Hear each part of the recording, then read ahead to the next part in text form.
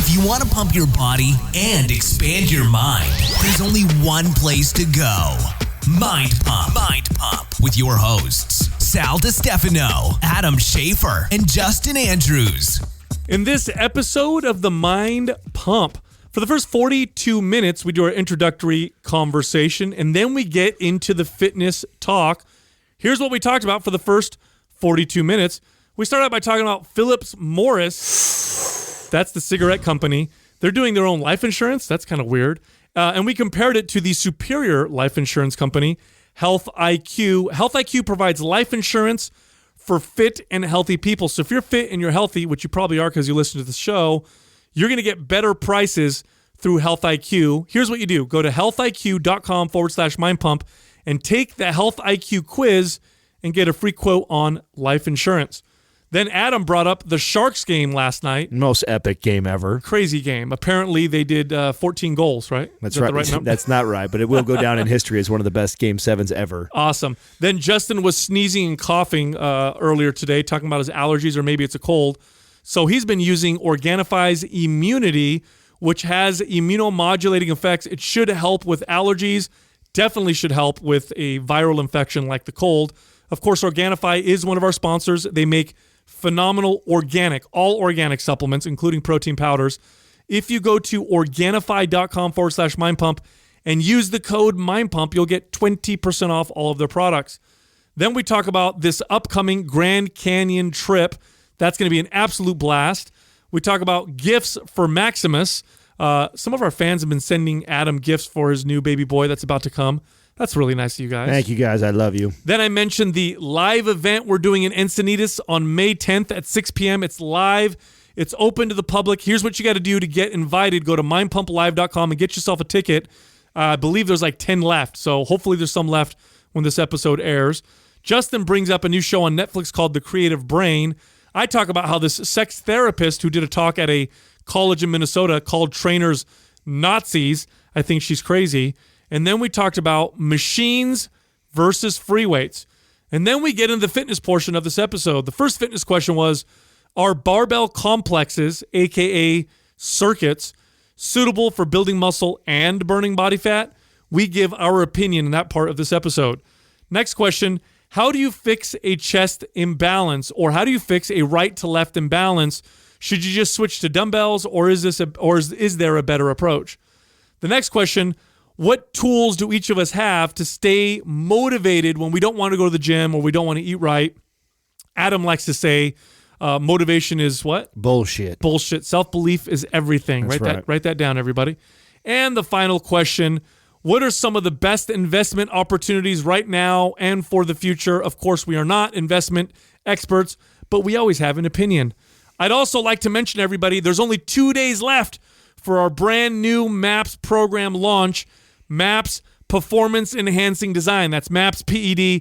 This is by far the most hardcore advanced MAPS program to date. So this is only for those of you who are super experienced, have great recovery ability, and you're crazy. You're crazy about getting your body to peak physical condition. You've got everything dialed in. You want to squeeze every bit out of your genetic potential out. This is the program for you. It's $60 off. This promotion ends in 2 days. So you better act now. Here's what you do. Go to MAPS PED, that's MAPS, PED.com, and use the code PED60, no space, for $60 off. Now, if you're not super advanced, if you'd like to take a look at our other MAPS programs, you can find the other ones at mapsfitnessproducts.com. You know who Philip Morris is, right? Of course. He's that guy. That's my guy. He's that guy that we hang out with sometimes. Yeah. No. The tobacco company, Philip Morris, they started a life insurance firm. Did they really? I'm sorry. Yeah, that offers discounts to smokers who quit. Now, this to me sounds like the ultimate hedging of your bets. 100% it is. Wow. It's so brilliant. They're like, okay, here's the we're making money, but here's the problem. Like, how do we make money off? Yeah. How do we make money off of people that stop being our customers? Yeah, I got an idea. Yeah, they're like, let's keep them as customers. They're like, we have two issues.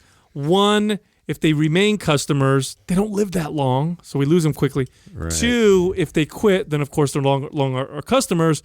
How can we kill two birds with one stone? Or as my vegan friends like to say, feed two birds with one scone. Feed two birds, one scone. Life insurance company. And then give them a discount for quitting. We make more money.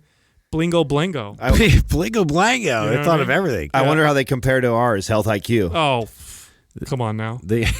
Come on now. Health IQ is not for smokers, is it? Yeah, this is the opposite Health IQ, approach. Health IQ specializes in life insurance for fit and healthy people. So if you did quit smoking, actually, it'd be a good idea to go to Health IQ. I bet you their prices are better anyway. Right, so maybe that's what we're recommending. If you're a smoker, maybe you should go to Philip Morris. If you're a non-smoker, you should head over to Health IQ. Health IQ, fit and healthy. Because what they do is they take fit and healthy people and they pool them together. Because your rates, what determines your rates is your risk of dying, but also how well they do with the other people that they work with and their risk. So if you're part of a pool of other fit and healthy people, it means you're going to get a better price. And remember when Doug did the comparisons? Because Doug used to work in life insurance. Right. A lot of people don't know that. You cost the company less money being healthy. That's right. So they're going to want to give you a good rate to bring you on as a potential client. And that's why I get annoyed if I get pooled with a bunch of everyday. I would love to get the statistics from them. I bet you they have it. We should ask them. We should ask Rachel to reach out to them and get the statistics of the people that actually are. Dude, life insurance. Like they have to pay out on. Yeah. Right. Like what? How much? I'm sure it's super low. Like how brilliant of an idea was that for them to create a health insurance that's geared around, or life insurance that's geared around healthy people. Yeah, because you're gonna, which means your rate's gonna be cheap. Because remember when we figured it out, and we're older. And it was like $50 a month or something like that for, I don't remember how much it was, $1 million or something. It was a low price for a big policy. Yeah, it was very reasonable. It's not super expensive. I think a lot of people get confused and think it's expensive. But if you're fit and healthy, that's where you want to go. But how funny is that, huh? Philip Morris. Yeah, I'm still thinking about it. It's hilarious that they decided, and they just created that company just recently. Yeah, right now it's just in the UK, and then they're going to move it over. Speaking of non-healthy companies, didn't Roundup get pulled or some shit? Did you guys hear that? No, I don't know about that. Oh, Google that for me, Doug. Sorry, I know this was glyphosate. I think Roundup is officially banned now. I think after that big lawsuit, it can't be banned. Yeah, dude, I heard something. I read somewhere. 90% of our food supply is doused Monsanto driven in Roundup. Doug's shaking his head no. What do you read? Looks like they're alive and well. Even though the people who are using it aren't. Oh, wow. Boom. Damn. Yeah. Damn. Dropping it hot. Every once in a while, Doug drops a killer like that. Yeah. And does a good job. That one just stabbed you. No, there was an article on Roundup, but I don't remember what it was, Adam. I think that's the one you're talking about. Someone sent it to us. Is that, I imagine it was in our thread. Are you sure, Doug? I know I saw something along the lines. No. Yeah, because they come up with. They have the patent on all, like a majority of the seeds that like farmers use to plant. And, so they're still ingrained in that whole process. They have a patent on genetically modified crops, on certain crops, which don't die when sprayed with their particular. From a business perspective, brilliant business model. Right. Brilliant business. Hey, we're going to sell you these seeds that you can spray everything and them. It'll kill everything but the seeds. Where do I buy that spray? Oh, we got that too. Yeah. It's like, we got you. Yeah. 1, 2. You know what I'm saying? Right. So that guy got, $80 million in damages who got cancer from Roundup? 289 million. No, but I think it went back and forth, didn't it? Now he ended up with 80 or something like that? Oh, okay. So the article I read said 289 million. Yeah. That's kind of a 289 million to groundsman who blames it for terminal cancer. Wow. Sucks. What a shitty way to get money too, right? I know, right? Yeah. What are you going to do with it? Yeah. What's his, did he have like a lifespan like they projected for him? It was non-Hodgkin's lymphoma, I believe, which if I'm not mistaken, depending on when they caught it, is one that is relatively treatable if I'm not mistaken. Oh, yeah, he's 46. Yeah, there's certain kinds of cancers are just, they're not, if you have it and you ask your doctor what does the numbers show if I treat this, and it's not good. Some are very treatable, like early stages prostate cancer and testicular cancer, for example. It's like 9 out of 10 cases are cured, something like that. But other kinds of cancers are really bad, and a big reason being that some of them just don't get detected till way later. Like pancreatic cancer, one of the reasons why it's such a terrible one or tough one to treat is because by the time somebody has the symptoms that get them to go to the doctor to check, if things already stage 3 or stage 4. Oh, yeah. You know what I mean? By the time it shows up, yeah, it's already... Same thing with stomach cancer. That's another one. That's because that was what my family member had a long time ago. And it's by the time she got diagnosed, she had no symptoms up until it was stage 4. That's crazy. Yeah, super crazy. Anyway, Adam, were you at that crazy sports ball game last night? This is where I feel like so out of the loop because I heard it's like one of the best games they ever had. Yeah. It was hands down the best hockey game I'd ever seen and most certainly ever been to in my life. Wow. And that is a bold statement. That's not. It's a bolder statement when I tell you that I was there with my good buddy Bruce, who oversees like all the suites at the arena, and he's been working for the company for 20 years. So he's seen every Shark game for the last 20 years. And last night we were hugging each other, going like, we just watched the best Shark game in ever. Greatness. It was so good. You embraced a man. Yes. Wow. Yes. That's like, crazy. Like a serious man hug. Man, bro, it was. Now, are you on top, or is he? Like, are your arms? Are How's your that arms work? under, or You know is that's a power thing. It was just a rolling around thing. It was just, Oh, you or were is it on like half one, like your bottom arm is down, your top one's up? You ever notice that? I used to do that, just make sure the power's even. Yeah, exactly. You ever notice that when two guys hug, rarely is the one guy's arms on top and No, one you guy. can't. They have to alternate both Well, sides. Especially if they squeeze. when and you're a 6'3" dude, you always assume the top position. Yeah, just all right. In fact, it's all that. Not when you hug me, buddy. Yeah. Oh yeah. Not when you hug me. No I way, side dude. hug him for that reason. I always get you. All right. Pay attention. Even when we do photos. I'm always on top of you, bro. Yeah. Yes. Let's go back and check that out. Yeah. I'm Well, curious. I well- never let either one of you over me. Well, dude. to be quite I put my hand in your lower back. yeah, just to be scoot you quite along. honest, in grappling, it's the underhooks that give you the advantage. So I'm just ready. Oh, is that what it is? You got the overarm. I got the underarm. I like how you're justifying it. Shit goes I do- down. yeah, I do Adam's that. getting frequent flyer miles. You know what's funny though? I always find it hilarious when I go to give like a hug, and this actually happens a lot for me, and I don't know why that is, and I don't know if the other people have this situation, but there's sometimes when I go to like I go to lean down and like hug like a family member or a girl that's much shorter than I am, and she actually goes up like she's gonna get above my shoulders, and there's this like awkward, Because then she's like pulling your neck to like throw you down. Yeah. It's like, what are you doing? And I'm supposed to go way down here. Like, no, I go up high. Yeah. I go high. I'm 6'3". That's just the rules. Yeah. There's rules to this. So tell me about what made this game so crazy. So I got to set the table for you so you understand. Yeah, go for it. This is playoffs, right? Okay. This is challenging. Good luck, Adam. The winner of this, you said, goes to semis. Right.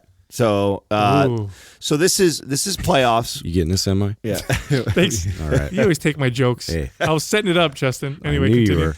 You stole mine the other day. I don't feel bad. Last year we lost to the Vegas Knights. They went on to the Stanley Cup Championship. Right. Okay, so that's who we're playing right now in the first round. They get up on us 3-1. It's the best of 7.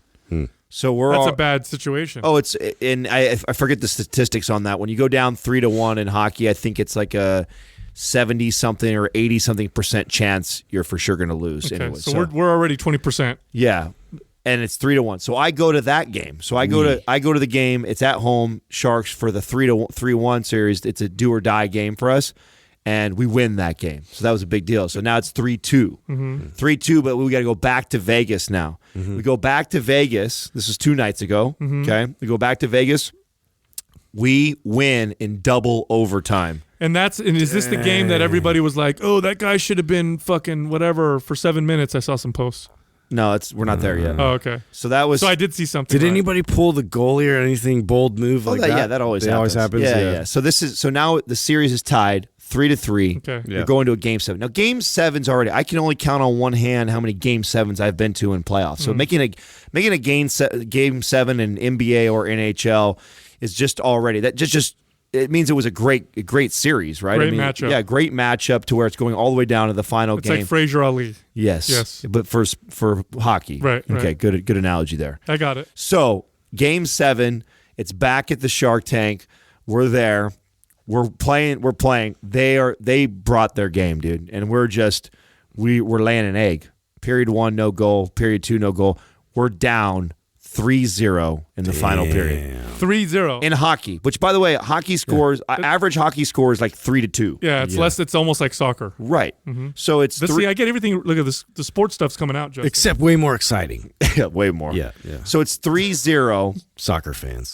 We have 11 minutes left in the third period. I'm looking over at Justin talking about what time we're pissed. We're mad at our team right now. Again, another year. We're excited about being in the playoffs. We get let down. We're not playing with enough emotion. So we're bitching, right? Like a bunch of fucking fangirls right here, like going back and forth about the game. And all of a sudden, this crazy penalty happens. Pavelski gets nailed, gets knocked out completely, hits the ice. Blood goes all over the ice like crazy. Crowd screaming and yelling. This is our player. Yes, gets hurt. They give him a 5-minute penalty. Now, this penalty is already a rare penalty to get a 5-minute penalty. Most times in hockey, when you get a penalty, it's a 2-minute penalty. And if a team scores after that 2 minutes, you get your player back. So with the penalties in hockey, you have to play with a guy short. You get that? Okay, so you get a 5-minute penalty. The only difference between this penalty is even if you score, when it's that bad of a penalty, you don't get your guy back. For 5 minutes, you got to play shorthand. And the reason why it was a 5-minute one was such a bad... Yes. Okay. Such a bad penalty. So, but it doesn't matter. We're down 3-0. But this gives us a little... Now we're like, okay, are we going to actually respond and at least get a goal up or whatever? And within like 15 seconds, bam, we get a goal. So now it's 3-1. And so we're going crazy. In a 4-minute span, 4 goals we score. Holy shit. We go up at one after another after being shut out the entire game, and we come back and we score 4, and we're up 4-3. Oh my God. Their coach must have been just like losing his mind. Is everybody just going ape shit? Hey, I posted on my story that Justin filmed the goal to take us up 4-3. So there's a clip on my Insta story right now of that last minute where we went up to take the lead 4-3. So the whole game, the whole third period, we're standing on our feet, screaming, yelling. I lost my voice. Then 47 seconds left of the period, they score to tie it back up. 4-4. We go into overtime. Oh my God, your balls are just inside your body now. Dude, we're crazy last night, and it's a late night. I know I got to be up early the next day, but it doesn't matter. This is just insane. And the suite, dude, everybody in the suite is fucking throwing chairs, and we're tackling each other like screaming. Beers. I mean, you're talking about, especially when you talk about Justin, myself, and then my buddy Bruce, like fanatics about. I'm the least fanatical about the team, like that. They're like crazy fanatics. So this is a big deal. Justin doesn't miss a game ever.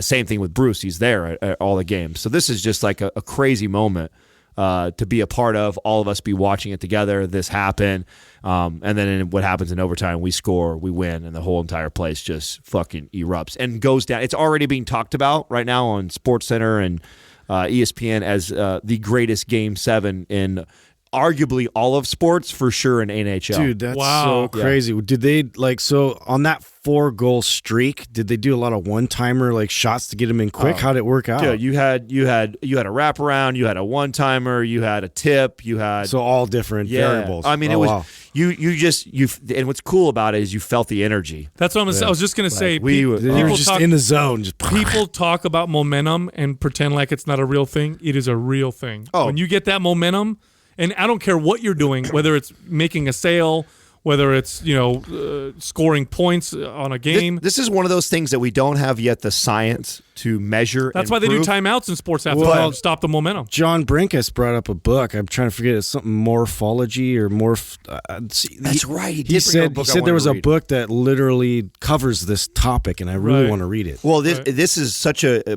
great example or testament to that theory, because you're talking about a game where we are being shut out completely. We can't get anything in the net for an entire game. And then all of a sudden, in 4 minutes, we put 4 on them. Mm-hmm. That's just like unheard of. It is unheard of. And that penalty must have just charged up our guys. Yeah, we saw how hurt. I mean, he got hit completely lights out.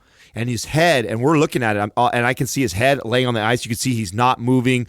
Burns comes sliding over, and they're flagging over the emergency people right away, heading over on the ice. So we're kind of freaking out, and then all of a sudden you see the ice turning red. Oh my God! Is he okay? That's scary. So I haven't actually seen any. I haven't seen any clips. So that was last night. I came in early this morning, so I haven't even had a chance to get caught up on my Sports Center and see exactly how when it happened. Yeah, how nasty the hit was. I'm assuming what it looked like happened is his jaw got clipped by an elbow.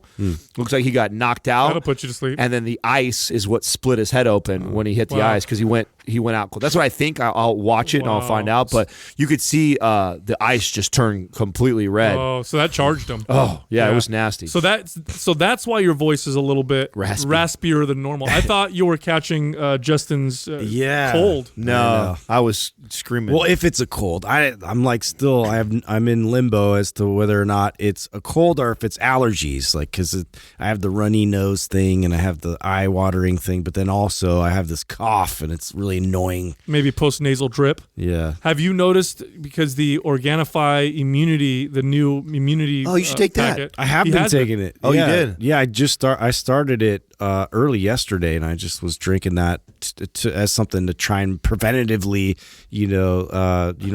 hopefully it catches it before it progresses. So theoretically, the ingredients in that not only will help strengthen an immune system to fight off things like viral infections, but also should have some immunomodulating effects to help with allergies. So really? So it's helpful for that too. It should be. So we'll see if you notice any benefits from drinking that either way, right? 2 birds, 1 stone. It's a real thing. Wasn't that their answer to like emergency or airborne? Isn't that like a better version of that? That's what it's supposed to be. Much better version. Yeah, emergency and airborne is just vitamin C fizzy. Yeah. You know what I mean? There's not really just a ton of vitamin C. That's all it's in that. That's all it is. I mean, brilliant marketing, but yeah, it's not much. Is that really? That's all in there? I thought there's a bunch of other herbs and stuff in there, but probably not efficacious doses. Yeah. So yeah, I don't know. So this is, like I said, it's a better version of that. I definitely. I mean, we'll see. Like I definitely feel like it's on a better path than it was like last night. I was like really not feeling it last night. Dude, you better not get sick right before you guys take off to your trip right now. He better not get me sick is what he was. It's like, dude, I mean, of course, every time, it's like, oh yeah, we're going to slow down a minute. And then your body's like, oh, you're going to slow down? And it just like fucking punches you. Yeah. No, I've had a lot of people comment that they like the Organifi immunity, just the flavor and the effect. So I'm really it's not like super sweet. It's like pretty like smooth and So we'll see how the effects are. Yeah, but I am excited, dude. We're going to take the kids to the Grand Canyon. That's going to be fun. Now, has everyone already been? Never. I don't think anybody. I have when I was a kid, and what's kind of nostalgic for me is, I went with my brother and my family, and that was when Star Wars was first like released, like in theaters. I think it was Empire Strikes Back. And so I watched it as a kid there. There's like a movie theater that's around there. Avengers Endgame will be out. Yeah. Maybe we can watch that. Maybe we'll do that. Yeah, but yeah. Leave the kids with that's all I remember. I remember the Star Wars. I don't remember the Grand Canyon, so we'll see how this goes. No, so here's the thing. When you travel with a lot of kids, you'll learn this too, Adam, soon. When you travel with a lot of kids, you just have to lower your expectations in terms of what you're going to do. Lowered expectations. Like when you don't have kids with you, you're like, oh, we're going to see this, we're going to see that, we're going to stay out all day. When you have kids, it's like, we were able to, if it happens, it happens. Yeah, we were able to see the Grand Canyon for 30 minutes, and then someone crapped themselves or they had to go to the bathroom or whatever, and it's whatever stuff like that. Yeah, but I'm really looking forward to just hanging out, with the families together in the house and dude, how hot? Go hiking and all that. How hot is it supposed to be over there for you? 70s. It's not bad. It'd be like what, 50 degrees at night? At night it's gonna be cold. Lower. Yeah. But during the day it'll be in the 70s. What? Are you sure? Yeah, we looked at it. That's what the internet said. The internet was, unless it's lying. Yeah. It might be. Yeah. Wow, I would assume it was much hotter over there right now. No. We're going to get some good Instagram pics, though, I'm going to guess. It's going to be awesome. Yeah, as long as we don't stand too close to the edge. Do your kids have camelbacks and stuff for the hiking? Well, we actually thought about that. Courtney was asking me about that. I'm like, yeah, you should probably get one. She might just have one, and then I like carrying shit, and I make like a workout out of it, so I'm just going to carry I have a couple of those. You guys got to borrow those. Yeah, no, I have some for my kids, and it's just for fun. I mean, we don't even hike long enough to need them, but the kids get excited because they have to wear something. Yeah, if I were you, I'd throw some liquor and stuff in there and have a good time. Now you're talking. Right on the rim of the Grand Canyon. Have you seen that there's been I think 3 deaths at the Grand Canyon over the last 8 days? Has there really? Yeah. People taking selfies apparently. Right, trying to get close. Yeah, well, I know they have that invisible catwalk thing now, right? Have you seen that? No. What is that? There's it's some kind of plexiglass where it extends over, so you walk you can see underneath you how far down it is. My feet are sweating right now. I think my balls will just completely go all the way inside me, all the way up my chest. Oh, they have a catwalk like that. That's cool. They it'll didn't scare have the that. shit out of me. Is that new? Was that newer or what? It's newer, yeah. Over the last 10 years. I just, as I've gotten older, I didn't appreciate this shit when I was a kid. As a kid, I'd go see nature and be like, okay, whatever. I want to go back and watch TV. Now, there it is right there. Oh, Look at Skywalk. that. There you go. Skywalk. That's cool. Yeah. Now, as an adult, when I see these incredible just wonders of the world, like Yosemite or, the Grand Canyon, for example, or just nature, it's breathtaking to me now. Literally, I find myself not losing my breath and being in complete awe. Yeah, this has been a new thing for you over the past couple of years, huh? Oh, just getting out in nature and really observing. It's life changing. I watched a documentary on the Grand. So you guys know what the story is with the Grand Canyon, right? How it was formed, over what is it, millions of years with the Colorado River, glacial. Is that what they're saying? How the river kind of carved it out or whatever? Right. There was this one guy who tried to make the case that he thinks it happened all at once with a massive flood or something. Not Graham Hancock, but the other, God, I forget his name. But yeah, I've heard Randall something. Yeah, Carlson? did you see that? Randall Carlson. Did you see that? Yeah, and so it's part of this big cataclysmic theory that a meteor, and they actually just found and uncovered a humongous 6 mile wide meteor crater No way. in Greenland that just got uncovered because of the ice. Really? Yeah, and so all these theories are coming in and being somewhat verified. Yeah, because Graham Hancock talks about how he thinks there's been very advanced human civilizations way before the ones that we know about, and that the Earth is so old. Tepe already approved that. Yeah, that the Earth is so old that these civilizations were just wiped out through meteor blasts or through just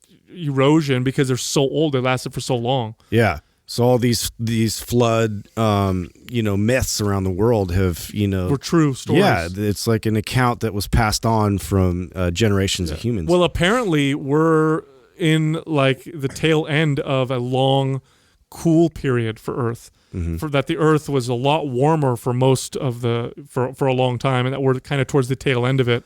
And some people are saying it's going to warm up regardless. It's supposed to warm up anyway.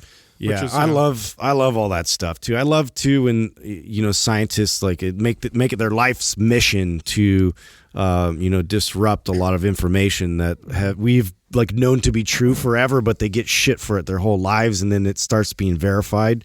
It's great to see that things get verified like that. Yeah, wasn't the Sphinx in Egypt? They're there's water erosion on it. There hasn't been water here for way longer than what we think the Egyptians were around for. So they had, that's the thing, and they don't want to address certain inconsistencies like that because then it uproots a lot of their entire education, that they've been passing on. It's crazy, but I love doing things like this and just getting that feeling, that breathtaking, wow, this is so incredible. But the thing I'm really looking forward to be quite honest, is hanging out at night in the house with everybody. I got the scary stories. All right, you got that covered. I got some cool board games. Do you? What the Meme and I forget the other one, but yeah, there's some pretty ridiculous ones that we'll have fun with. For sure. I love that stuff. So it'll be a good time. So Adam, you're going to Tahoe? Is that what you said? Yeah, we take off to Tahoe tomorrow morning. We were going to go tonight, but it's looking like Katrina and I got a bunch of stuff we got to handle work-wise before we get out of here. So I think tomorrow morning we'll hit the road. And I'm just going up there with my best friend, the one that actually was at the Sharks game with. So him and his wife and his newborn, that's a 1-year-old. What do you guys do together when you go? He rides too, so he's a snowboarder. So we'll have our boards, although I don't know what the weather's going to look like. So it's been really nice. the last like week or so. I don't know how fresh the powder. I'm snobby when it comes to that. I like to love to ride, but if it's crap snow, I don't care to ride that bad that I have to go ride. Well, they had a huge base from this season. Like Right. they got a ton, but yeah, I'm sure it's like all like ice packed and then they're putting it on top. What I was hoping what would happen we time it right where I get it like a day, one of these days where it actually rains and then snows up there, and then I could ride powder one morning and call it a trip where we do that. Regardless, though, we wanted to get away somewhere where we could relax and just hang out with the baby and chill. Does he have a boy or a girl? Boy. How old? 1. 1 year. Oh, cool. So he'll be close age with your boy. Yeah, so he's the oldest. The other one has got a daughter that's 6 months. So there's he's got my 2 best friends have a 6-month-old, the 6-month-old girl, and then so 1 girl, 2 boys. Yeah, no. There's one has a girl. Yeah. Your buddy's got a boy. And then You're gonna have a boy. Yeah. Oh, cool. Yeah, and it's funny because So she's gonna have 2 like brothers. You know. the guy who had the my friend who had the daughter That's how it starts. comes from a family where it's all boys, and so she's like the first girl like in the family. So it's interesting to watch him navigate, being a new father and having a baby girl, and then now my buddy who has the boy, and now I have a boy coming. Are you finding yourself now? No, because now you have one on the way. Are you finding yourself even more drawn to babies now? No, I don't think I'm any more drawn to other babies as much. Now, I have a special place like that. I'm the godfather for this kid, so he's like a kid to me, my kid. Right. I mean, these 2 best friends, I think of, family. They're family. Yeah, they've evolved beyond. In fact, I don't even think of them as like friends. We don't even hang out like friends used to. It's more like seeing family when we see each other, and so I think of them as like my nieces and nephews that they've had. So yeah, I don't notice that. The things I notice, I have caught myself like what they call nesting, right? So I'm doing things. I'm cleaning the house up and organizing closets and doing things that I would normally not do. I would probably lean on Katrina to do or have somebody else do.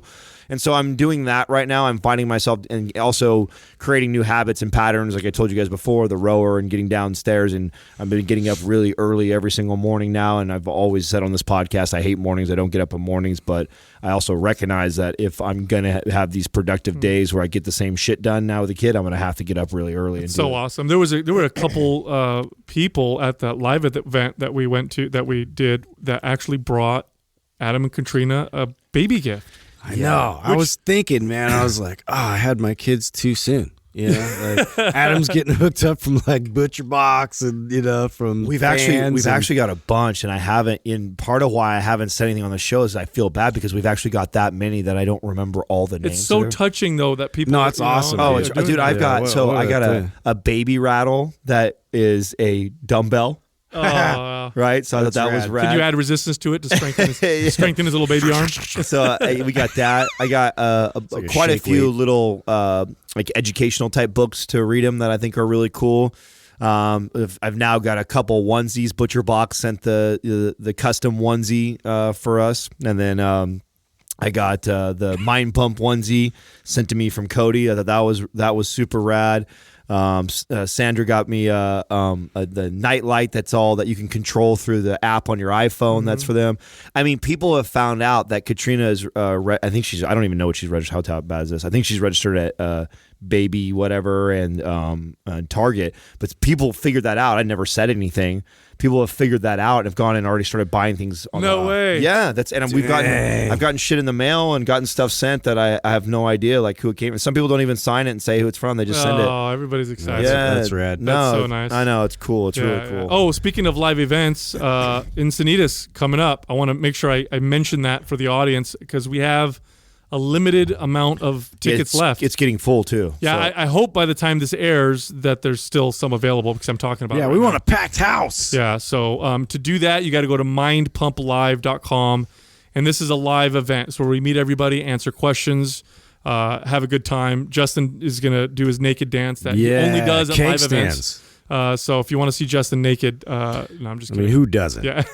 Yeah. But anyway, it's on the 10th of May at 6 p.m. mindpumplive.com. I wanted to mention that, but we'll see if there's any tickets left. Hopefully there is. So Anyway, what was Yeah. that show on Netflix, Justin? I wanted you because you were going to start telling me, and I said, "Why don't you save it for the show?" Yeah, no, I was. I loved this show. It was like getting into the neurology of like the creative brain. So like how do you create the environment that fosters this process further? And they took a bunch of different examples of people, whether they're like a performing artist, or this jazz musician, this person that actually created like monsters and animation, and then also like they did this example of like a school. So one of the ones that I thought was the most interesting was this school had like underperforming test results with all their kids, and they were like one of the lowest in their district. And they just decided, you know what, we got to do something about this. And this was completely on the staff, and everybody else, in the school just decided, hey, we're going to completely like change our curriculum. And so they changed it to foster more of this like artistic, planned and designed curriculum. So that way they're learning math, but they're learning math by creating art and like drawing for, interesting. Yeah. So, it was a really, really cool idea, and it worked very well. Like they had high performing, across the board, and they did this with all subjects, which was interesting. So they took a creative, artistic approach as an outlet for these kids to kind of own. They weren't wrong with their answers, but they had to explain every one of their answers through their art. And so this sort of put the emphasis that you can fail, you can be wrong, but as you're refining the process, like you're going to learn so much as a result of it. And it showed in their test scores, like how much they really adopted, the concepts that they were learning. I love this stuff. Yeah, it was different. What did they say about the environment that fosters creativity? Did they say anything in specific? Yeah. So they were just saying that, in terms of being able to for different people, they had different processes. Like they'd have like a book of things they'd collect, and like things that were inspiring to them that they'd put in front of them, and in order to structure their actual room or their office to be able to kind of get these types of imagery and different like things that fostered like this creative process for them, but really to create the environment. So a lot of some people left, and very similar to what we do in our creative process, where we go somewhere. It has to be a certain distance away. Yeah, because the drive is part of it. So a couple of people have built like actual studios that are like a certain like mileage away from their house, and that's where like it's like the separation of your day-to-day process, and then in order to then immerse yourself completely in that thought process and allow your brain to just run wild. Yeah, that's the thing about creativity, is it oftentimes feels spontaneous, like, oh shit, I'm feeling creative. But when you start to piece together the environment that promotes that spontaneity, then you can kind of recreate it. You can place yourself in these situations that tend to create the environments that increase the odds for that spontaneity of creativity. And we've identified that with our program writing process, right? That's just something that, and now whether it's true or not, the fact that we believe it's to be true, it's going to increase our creative process. It's gonna make us more creative. And they were trying to find that edge, that line where socially or whatever, like acceptable wise, like what was acceptable, what wasn't acceptable, and where's that balance between those two thoughts, and like what works, what doesn't work, like what, and so to be able to kind of like push that threshold, like created an opportunity for them to they kind of live on that line. They found if the closer they get to that line of like what's been done before, but where could I take it even further that people are too scared to go. Interesting. I want to check that out. Yeah. So did you guys see this? There was this sex therapist who was on.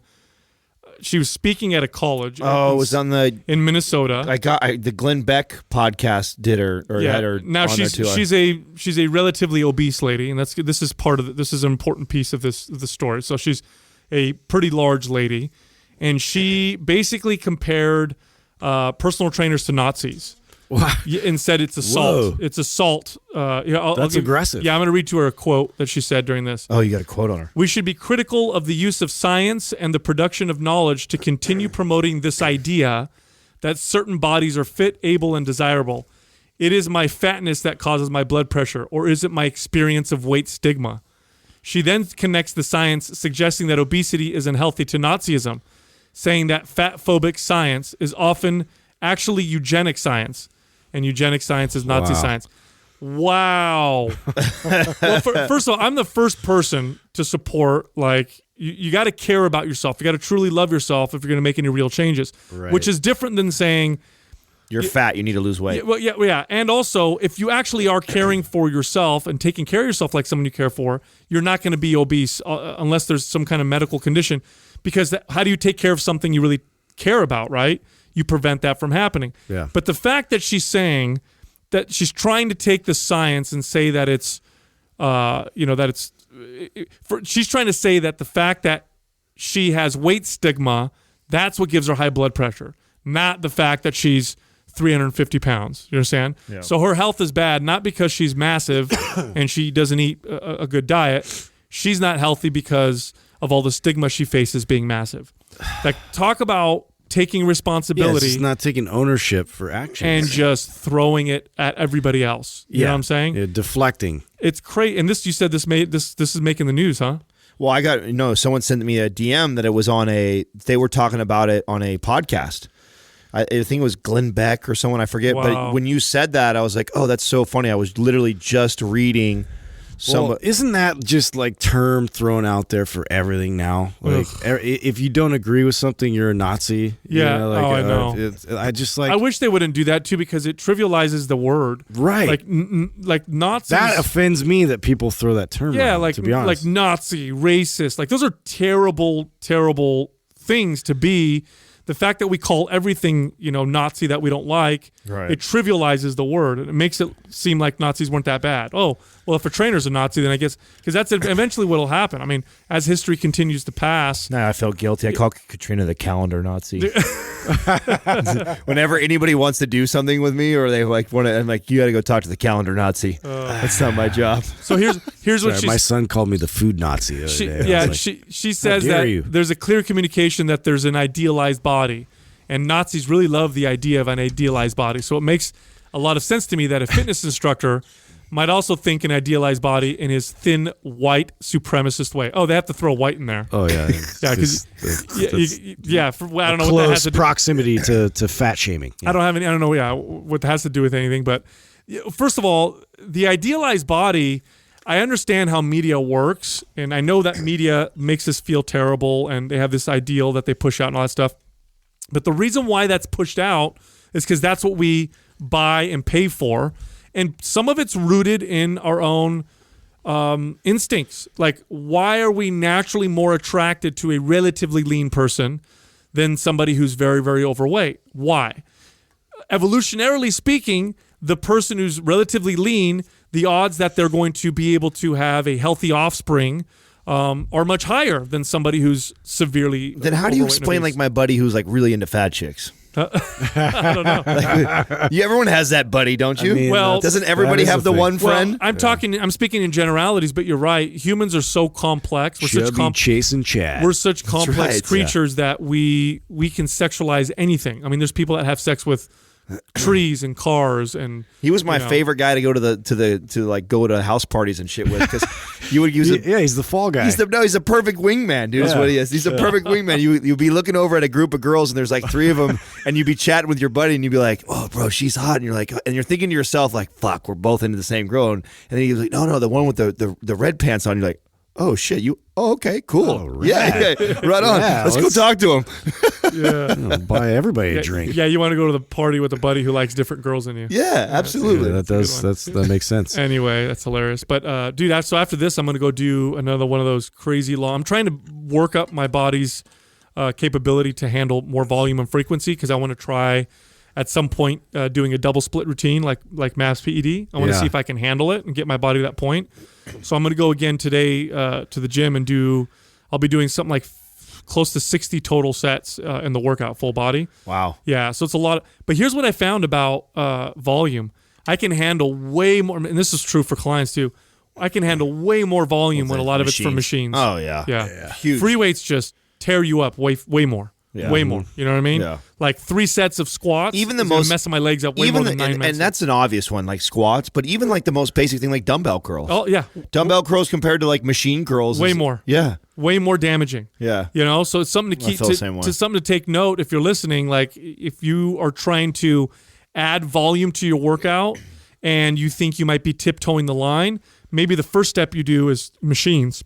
Test that out, and then if you think you can go free weights, then go to free weights. Just because it takes a lot more. This is something that I think a lot of bodybuilders have mastered really well. Of course. This is what they've done really well. Absolutely. Is that because a lot of them are in the gym for hours, but the only reason why they're able to be in the gym for hours and not go backwards on their physique and still progress is, you know, they do a couple maybe compound lifts and they do a couple free weight exercises, and then they go to a lot of machine and cable work. And when you do machine and cable work, I can be in there for 2 hours plus just touching up on everything versus squatting, deadlifting. And there's some barbell benefit overhead. to it, that's right? where it makes sense. And there's some benefit to it, right? Like increasing the volume, getting the blood. It's good for hypertrophy if it's added to a routine appropriately.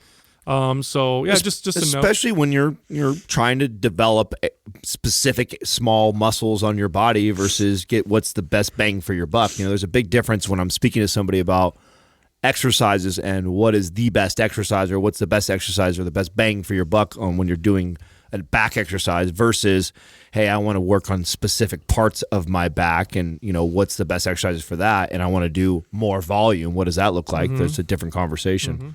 This quaz brought to you by Organifi. For those days you fall short on getting your organic veggies or whole food nutrition, Organifi fills the gap with laboratory-tested certified organic superfoods to help give your health and performance the added edge. Try Organifi totally risk-free for 60 days by going to Organifi.com. That's ORGANIFI.com. And use the coupon code MINDPUMP for 20% off at checkout. Our first question is from D. Zach. Are barbell complexes suitable for building muscle and burning fat at the same time as claimed by some? It's claimed by who? So first off, fat loss is a result of calorie deficit. Okay, so you can lose fat There's doing the first thing. doing whatever workout. Okay.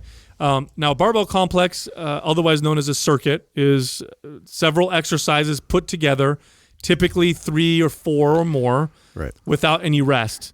It's cardio with weights. Yeah. That's really what it is. I mean, the barbell complex portion of it, it's just convenient because, you know, you're transitioning to another movement like in place pretty much. And now, as far as building muscle is concerned, there's definitely more of a muscle building signal with a barbell complex or a circuit than there would be with just traditional cardio, but there's way less muscle building signaling happening than a traditional straight set, you know, barbell, dumbbell type workout. Yeah, you're already going to have to compromise the load. I mean, that's something like, you know, to be able to get through every one of those movements efficiently and, you know, without, because you gotta like amount for the fact that you're going to be, you know, in a state of fatigue pretty quickly by like repeating these different movements back to back. So you have to scale down the weight, you know, some to be able to handle that kind of stress. This reminds me of like all the clickbait stuff, and this is how people can get away. I mean, it's true. If you do a barbell complex, can you build muscle? Can you burn fat? You can make a case for that 100%. That's the hard thing, I think, for the average consumer when they're going through Facebook and getting hit with ads. Yeah, there's a window for it. Right, and there's an argument to be made that you can do that. I think, but most of this stuff is just a marketing ploy to get you to get excited. Like, oh shit, this is what I was missing. I didn't realize that if I did these barbell complexes, I could be building fat or building muscle and burning fat at the same time. It's like, well, that kind of happens in everything that you do, and you can make that case for just about anything, including cardio. You said just. I mean, if you just got on traditional list cardio, that's one thing. But I mean, HIIT cardio, you can make the same claim. But nothing will build muscle better than straight sets and lifting compound lifts with rest periods and focused on that adaptation.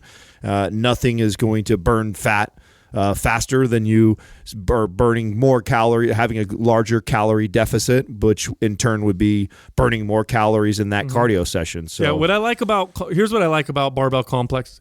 First off, before I get into it, they have to be done right. Programming still matters. So I think a lot of times when people put together complexes with weights, they pretend like programming doesn't matter, and what they do is they just take their favorite exercises and they put them together, smash it all together, and they're like, no rest, and here we go. No, programming still matters. In fact, MAPS HIT uses complexes with weight, and as much energy and effort as we put into the programming of other MAPS programs went into that as well, because what you do, the order you do them in, and what exercise you put together makes a big difference. That being said, here's what I like complexes for: conditioning and calorie burning. That's what they do very very, very well. Conditioning in the sense that you're going to get good strength endurance from doing these types of things. Now, if you're an athlete, there's definitely some value here, especially for, when I used to train other athletes like MMA fighters or wrestlers or whatever. If we wanted to increase their stamina and they weren't going to do any more mat time, then I do a complex with them, for example, because you can kind of build that. As far as calorie burning is concerned, you're going to burn a ton of calories. There's no rest. Cardiovascularly speaking, your heart rate's going up quite high. A 30-minute barbell complex workout is going to burn more calories than an hour of straight set weight training, or maybe even an hour and a half of straight set weight training. I use it completely different. Like I don't look at it like that. I look at it like a time thing. It's a great way to get a good workout in when I happen to be short on time that day. Sure. So if you're going to catch me doing a circuit or a barbell complex, it's going to be intermittently into my normal training routine, where this is a day, and let's use today as an example, because this is something that I may consider to do today. I've got some stuff to handle right after work. I may only have about 30 minutes to 40 minutes tops after we get done podcasting. But I want to get a lift in really quick. I'm not going to do what I would love to do, which was follow a normal foundational MAPS program. Okay, well, here's an example of where I can intermittently throw in a barbell complex type of a routine. Now, what's cool about it is that it does have some muscle building benefits from it. It does have some fat burning benefits from it. And it's also something that I don't train on a regular basis. So my body is going to be like, whoa, it's like a disruptor. It's a very good disruptor, right? That's a great word for that. And then I'll go right back to my normal routine. I think what happens is people read, clickbait things like this. I want to burn body fat and build muscle. And then they follow it day in and day out like it's a superior routine to a program that's laid out to, build muscle or to burn fat. No, it's a great way to interrupt like a long 50-minute, 60-minute type of routine. That's personally how I use it. That's how I typically use it for clients. That's where I see the most value in training like this. I don't think that it is superior to a straight like foundational day like what we recommend in most of all of our programs. Most online programs advertised to women are these types of programs. Right. And they're just, in the long term, they're just not nearly as effective. They're great in the short term, like Adam said, but in the long term, they're not effective. I love taking female clients who follow online programs like this. I'm like, I've been working out for 6 months. I've been doing, I look at their workout and it's all circuit. And I go, cool. I know when I move you to MAPS Anabolic, your body is going to love it. And sure enough, every time they're like, holy cow, my metabolism's faster, building more muscle, I'm getting lean much easier. And it's like, okay, it's because you got stuck in this cycle for too long. It's so funny because it is the popular, workout style that's out there, and it's still like one that people like really find themselves being gravitated towards. Where for me, it's like I probably do it once, maybe twice a year, and like usually like I just feel like I want to get in good condition again, and so I use it more for like. I've been working on my movement. I'm working on my strength. Okay, now I want to express, that a little bit with more intensity, and then, get my conditioning and my durability back up. And so that's how I use it typically. And for anything like in terms of like, I hate like traditional cardio. And so this is another thing where I can get a really tough cardiovascular style workout with, working with weights, to where I don't feel like I'm bored, Next question is from BMore04. How do you fix a chest imbalance? Should you switch to dumbbells and go heavier on the bad side? Or could this be from a shoulder issue or something not related to the chest muscle? So this brings up a good topic here. I think it's important for everybody to go through cycles regularly of unilateral training where you're only working one side at a time, because barbells do some things very, very good. But one thing that they don't do very good is help address a right to left imbalance. If you have a really bad right to left imbalance, you can actually compensate quite a bit with a barbell. And if you don't change it up, you'll never fix the issue. Now, as far as going heavier or whatever, the best way I love to do this and do this with clients and do this with myself is I'll do one arm at a side at a time, or one leg at a time, and I'll start with the weaker side first, and then I'll only do that many reps with my stronger side, even though the stronger side might feel like it could do more. So, for example, let's say we're doing a chest press, and I feel like I have an imbalance in my chest. I'll do a one-arm dumbbell chest press, and let's say the weaker side is my left. So I'll start with the left, and I'll do as many as I can, and let's say I get to 10 reps with a 60-pound or 70-pound dumbbell. I'm going to do the exact same thing with my right arm, even if I feel like I can do more with my right arm. Because if I continue to push my right arm during the workout, then I'm going to maintain that gap. I'm going to improve both of them, but I'm still going to have that gap. Instead, what I do is I push the weak side and I lay back on the other side and use the weak side as a guide, and that allows me to bring that gap together. Now, here's the side effect of this. For those of you who think you don't have any imbalances between right and left, doing a full cycle of unilateral training, you'll build more muscle. It is very different. It's a very, very different stimulus. You go from 2 feet together, go to one leg, and you'll see how much weight you have to take off the bar because you're not used to it. So I'm going to add to this because, one, I literally just had a conversation with Taylor maybe a week ago in regards to exactly this question. Two, this was a major issue for me for at least 5 to 8 years of my lifting. So for the longest time, I had a significant imbalance on my chest, even as I started to strengthen my chest, and even as I started to learn some of the things that Sal just mentioned to do, like starting to do unilateral work and making sure that I wasn't doing more reps on the more dominant side and mirroring and matching. And for some reason, I just could not catch that other side up, and it was really frustrating and pissing me off. And this is where CES really kind of changed my life way back when I took the first NASM CES, which is a corrective exercise specialist, and was one of the best certifications I did as a trainer. And what I realized was I had a rolled forward shoulder on one side more than the other. So most everybody has somewhat of a protracted shoulder girdle where they have the forward shoulders because we do everything in front of us. Now, what happens, and is actually really common, Taylor has this, I had it for sure, and I see it all the time in clients, is especially guys or girls that were athletes, and they threw with one hand, they were playing with sports, and so the dominant hand tends to have that shoulder rolled in excessive in comparison to the other side. And so what happened was I wasn't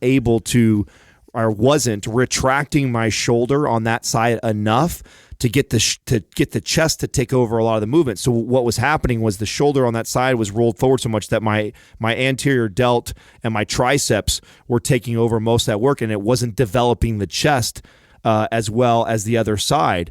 And so I actually had to fix my ability to retract my shoulder and that thoracic mobility. I had to fix that first before I could actually build and develop my chest. And that's the problem with somebody who takes the advice that Sal is giving right now, and if they've tried unilateral training and they still can't seem to balance the chest out, what it could be is that shoulder, and it'll be the side, the chest, that's the side that's flatter, is probably that same, not probably, it will be that shoulder that's rolled forward in. And if you do like our Zone 1 test in MAPS Prime, you will see this, or excuse me, the MAPS Prime program, you'll see in the Zone 1 test, when you go to do the wall test with the glaring problem, you'll see that you won't be able to get your wrist and your elbow back as equal on both sides. And that's your red flag right away, that you got that shoulder roll forward, and you've got to fix that imbalance, and you got to train the shoulders to keep peeled back equally on both sides while you do any of these, whether they're unilateral or barbell movements, to fix that. And once you do that, it'll make a world of difference. And it took me 5 years of fucking around before I realized what was going on. Once I addressed it, I completely eliminated it. But then it took a good year or two of addressing it and working towards it to balance it out. Now I can get under a, do a nice prime real quick, get under a barbell, and my chest evenly works and develops evenly. But this wasn't a major issue for me when I was first getting into lifting for the first 5 years. Yeah, that's great advice. I mean, I don't really have much to add to that. I mean, the priming and unilateral training alone will do like massive things for you in terms of like being able to equalize that imbalance. Next question is from Emily Ann Mady. What tools do each of you have to stay disciplined when the motivation or excitement has run out to stay on track with your nutrition or go to the gym? Shock collar. Yeah. I wear it around my testicles, and then whenever I'm not doing good. Wow. That's different. Some people pay a lot of money for that. Do you get that from that Wii vibe that we get? Still doing that. This is the big difference between motivation and discipline. Yeah. Okay. People who wait to take action when they're motivated are the people who sometimes work out and sometimes don't. These are the people that are sometimes productive and sometimes are not. These are the people that tend to not be satisfied with their current level of success. And this is not because these people are lazy or terrible people. It's normal. It's completely normal for all people to go through periods of high motivation. You can't be super motivated all the time. It just doesn't work that way. Very few people can live that way. Yep. And people that do live that way tend to have issues being balanced with the rest of their life. They tend to be fanatical about certain things. Most of us go through periods of sometimes I'm super motivated, sometimes I'm not. The difference between the people who are successful and the people who aren't are the ones that just stay disciplined and continue to do what they're supposed to when they're not motivated. Now, so when I don't feel first of all, I go to the gym and I work out whether I'm motivated or not. It's just I've been doing now so long. It's like brushing my teeth in the morning. Imagine if someone came up to you and said, "Hey, how do you stay motivated to brush your teeth every morning?" We would look at them like they're crazy. Because your breath stinks. Yes, you just do it. Or how do you stay motivated to wipe your ass after you take a shit? You just do it, right? That's the way you got to look at some of these things is you just do it 100%. And then it becomes discipline. And this is kind of our initial disdain for a lot of the massive motivational driven pages and business, motivation, always having to be on this high because it's just not realistic. And I know people can find themselves really charged by that, and I get that. It fills you with something. It gives you a spark, and there's benefit to that. There's benefit to feeding off of that energy on some level, but then taking that and doing something with it, but realizing that, that's not the well. That's not where you always need to go to continue this. To be able to find that intrinsic motivation is so much more powerful and will do so much more for your life. Yes, in psychologically speaking, here's what ends up happening, right? You're at home and you think, oh, I'm supposed to work out right now. Oh, I don't want to work out right now. Okay, change your language. You might want to say, I don't have the typical energy and drive to go work out that I normally would. Therefore, my motivation is low. Does that really mean I don't want to work out? No. It just means it's a different feeling. It's no different than somebody who says, I can't eat that food versus someone who says, I don't want to eat that food. First off, if you value doing something, then you actually do want to do it. It's just sometimes it's harder to do than other times. Right. Yeah. And it's okay to acknowledge that. It's okay to say... That's totally normal. Yeah, I don't... This time, I know this time going to the gym is going to not be as fun as last time. Okay, acknowledge it. Does that mean you really don't want to go? No, it just means it's not as fun. But now that you've looked at your value system and you've considered this something that you want to make as a part of your life, you actually do want to go. It's just not as fun. Listen, motivation is bullshit. Self-belief is everything. The motivation. This has been something that I've been saying since I started on Instagram. It drives me fucking crazy, all the motivation stuff. And I think a lot of that is because I remember training clients for so long and seeing this, what they needed. They needed this hype and they wanted this, get me all excited to do this. And they would tell you, oh, I love going to these classes because my friend goes and it gets me all this energy and we play the music loud. And what I know now from doing this for so long is those are always the same people too who don't make the lifestyle change. They stay motivated for 6 months or whatever time frame until the beach comes or until the wedding comes or whatever happens, or when that person, the new instructor that's no longer there, is changes classes and now you have a different instructor, and they rely on all this external shit to get them to go to the gym or get them to do these things like brushing your teeth, like you should be doing anyways. And it's got to be something that you get from within. You have to find that out. If you rely on the motivation, if you're looking for that external motivation forever, it'll always be fleeting. And you at one point will be faced with this, I've got to figure this out for myself.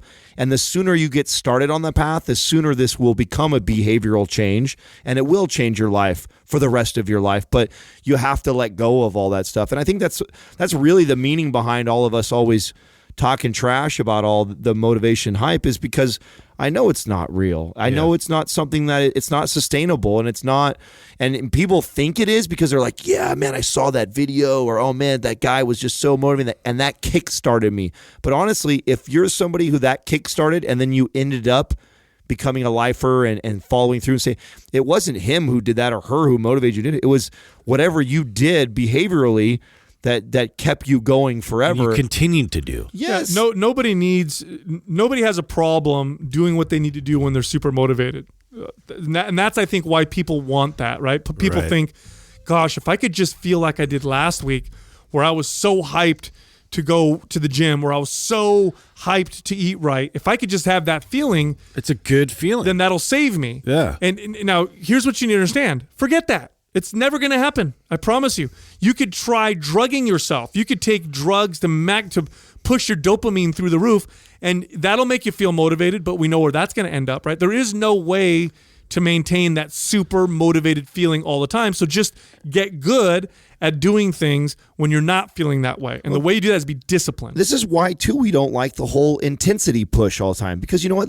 Reality is, there's going to be days when you're tired and you don't feel good. But because you've disciplined yourself, you've created habits of going to the gym and going, this is where you modify. Yeah. It's like, you don't need to go to the gym and crush it every time. You know when you crush it? When you're motivated. That's right. And you're feeling great. And you slept good. You ate well. You watched some Tony Robbins on the way to the gym. You're fucking fired up. Go get it. You know what I'm saying? Go get it that day. But then some days you're not gonna have slept very well. And you're going to be frustrated. You're going to have other things on your plate.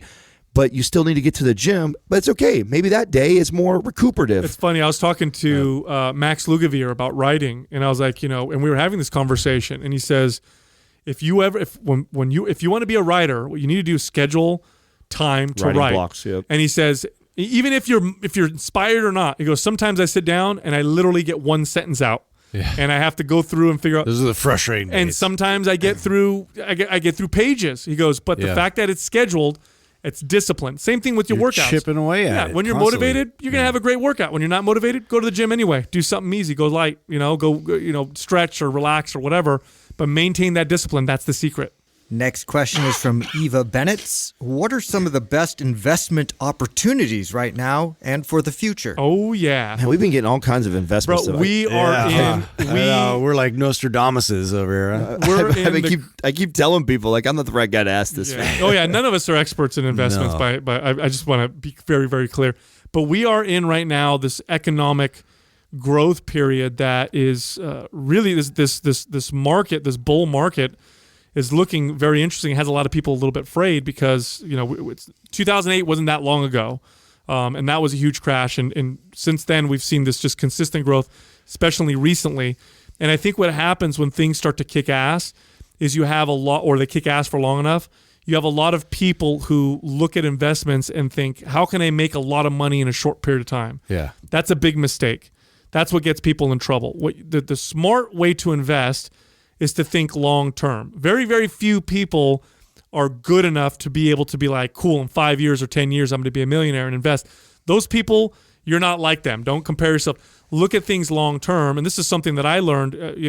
I learned through my family members who all work in investment. For example, when you go buy property, a lot of people buy property and they try to speculate on the price of the property. Like, oh, I'm going to buy this house for $300,000. And then in 3 years, it's going to go up to $400,000 or whatever, and I'm going to make $100,000. That's one way to invest in property, but that's a lot more risky. The long-term approach would be to try to make income on that property through rent, for example. So, okay, I'm going to buy this $300,000 property. I'm going to put this much down. My mortgage is going to be, whatever, $1,000 a month, but I can rent it for $1,200 a month. I'm going to make $200 in income above my mortgage. It's going to pay off in 30 years or 15 years or however you set it up. And then at the end of that 15-year period, house is paid off, and now I have this rent that I'm going to collect every month. It's more of a long-term approach. So that's probably the best advice anyone's ever given me with investments is be smart and look at retiring later on and setting yourself up that way so that you're not playing that crazy kind of gambling game that I think a lot of people play. I like gold and silver right now. Because I'm fearful of the dollar. So I think that's a decent buy. We've talked about Disney. I still think that's a great buy. Oh, yeah. I think HubSpot we've talked about. I think that's a great buy. You follow the marijuana stocks more than I do, so you could probably put super risky still. But Yeah. GW Pharma is where I had bought a lot of shares of them way back when they were over the counter. I'm skeptical of real estate right now. It's why I'm not buying anything right now. I've been sitting on my money, and Katrina and I talk about this on a very regular. Whether we get an investment property out of California or whatever. Real estate's really high right now. It's really, really high, especially when you look at it for the average. Well, California is interesting because we have, I don't know how many IPOs coming up. You're going to have like 10 or 15 or 1,000 more millionaires in a very short period of time. That's what I know. I shared that just the other day. That just scares me even more because that's going to inflate it, right? It's going to artificially inflate the Bay Area. When you have 5,000 new millionaires that are out buying multi-million-dollar properties, and so it'll look like there's less available properties, which will then drive up the real estate even more. And with the economy going well, so it scares me and it just seems impossible, right? When you look at the average income here, and then you look at what the average house is, it just doesn't add up, and so it seems like something's got to give. So I'm reluctant to do that here right now, so I don't like that. I think a good message too for younger people listening, like if you're in your 20s, if you can start to invest your money now, even if it's $100 a month, boy, I don't know. Have you ever seen those charts of like a 25-year-old investing, this much money versus a 35-year-old and where they end up when they're 60? The difference in their wealth is insane. Yeah, I've been getting a lot of people asking this, and my honest answer is I don't think that I'm wise in this at all. I think that I made a lot of mistakes. I think things, let me tell you what I did well. What I did well was I worked really fucking hard. I worked really hard to make enough money that I could make a lot of mistakes. And the things that have paid off the most for me investment-wise was investing on myself. So of all the stock, the Bitcoins, the real estate, everything else that I've done in my life that I've bought or put money into, nothing has paid more dividends than reinvesting in myself. And that's everything from education to taking risks on companies to things like that. Nothing has paid more than that because it's something I can control. There's nothing that's been better than me going, take it, for example, a business that didn't work out for me that was a failure. When I bought the mobile car detailing business, I bought it for like $2,500 or $5,000. I don't even remember how much it was. And I busted my ass to try and build that business. It didn't work out. I turned around and I sold it for like $10,000 and the whatever money I made on the way. And I made good money on that, even though I consider that a loss and the business didn't take off. So I've got examples of that where I've invested in ideas that I thought would have been a great business idea and it didn't pan out, but I still made money off of it. And more importantly, I learned a fuck ton doing that. And the education was worth it in gold. I have a similar experience to that in terms of like investing in myself, but also like I like the idea of tangibles more. So it's for me to not have a say or have any kind of skills to then apply towards like a company feels a lot like gambling, but I know there's a very smart and sound way to approach it and like think more long term. And so I'm definitely like, seeking counsel with that with investment people. But, in terms of like having property and having things where I do have a skill set that I can apply to then, say worst case scenario, I can come in and like, remodel and do some handiwork myself. Like I feel like I have a little bit of a better grip with that in terms of like me like pouring money into it. So I have to kind of think in terms of like how can I pour myself on some level worst case scenario And then also, like, the more, I build upon this, portfolio, I just want to make sure I'm educated and like I know, the companies, their track record, and all those things, like to dive in, before I make, serious investments. Yeah. Start looking at, here's another thing to pay attention to is you're going to start seeing psilocybin, which is magic mushrooms. You're going to start seeing that is interesting. Potentially be used as medicine in the near future. And the hype alone should blow that stock up, just the hype around it. And so as soon as that starts to happen, where you start to see, because laws are going to start to loosen on that, because the science coming out on treatments with psilocybin is pretty remarkable. So as they start to loosen up laws, if you see a pharma company come out, even if they're whatever, the fact that they're in that space, it's risky, but it could be a beneficial gamble because the hype, just like when the marijuana stocks hit at first, everybody got excited because they were the first marijuana stocks. Doesn't mean they made, they were successful companies, but like I remember when Medbox was this dispensary, mechanical dispensary for marijuana, and just because it was one of the first marijuana stocks, I remember when that stock went from like $1 a share to $600 a share. Yeah, I was overnight. I was rich, then lost everything on that one. See, good example, right? So pay attention to that market, because as soon as psilocybin laws start to loosen up or whatever around that, watch companies that get into that space, because it's going to be a lot of shit moving. I like Pinterest. I like Airbnb and VRBO stuff. So Airbnb as far as an IPO, Lyft and Uber. I'm less interested in that, just because I think that they're gonna dogfight each other to death. I like Pinterest better, and I like Airbnb better as far as the IPOs that are coming. And I like if I were to do real estate, I think too, I like the idea of doing it with the intentions of it being a VRBO, like buying a property maybe in like a place like Las Vegas or that market's going to grow so fast. Where I just think that we have an example right now, right? So we are just in a meeting about this. Whenever we fly a guest in, we take care of them at a hotel or whatever. And we were just talking about how outrageous some of these hotel prices are. Like, you know what?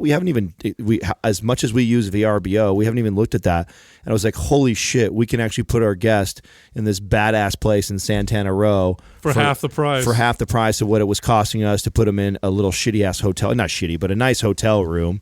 And now they're in this badass place. It's like, to me, that's crazy. And it's only a matter of time before they just start to take out a lot of these hotels. So I love the Airbnbs. That's going to be an interesting thing to watch for sure. Absolutely. 100%.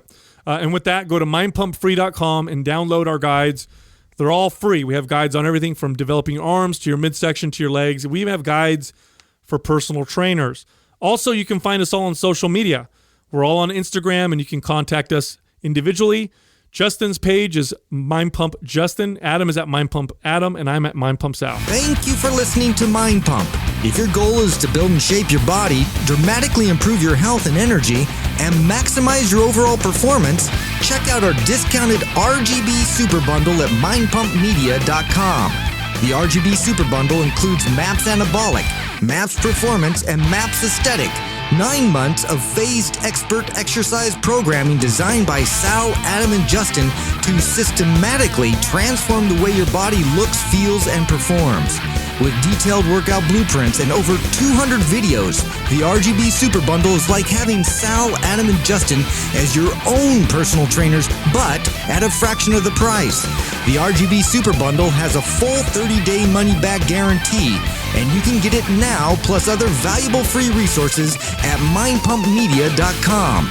If you enjoy this show, please share the love by leaving us a 5-star rating and review on iTunes and by introducing Mind Pump to your friends and family. We thank you for your support, and until next time, this is Mind Pump.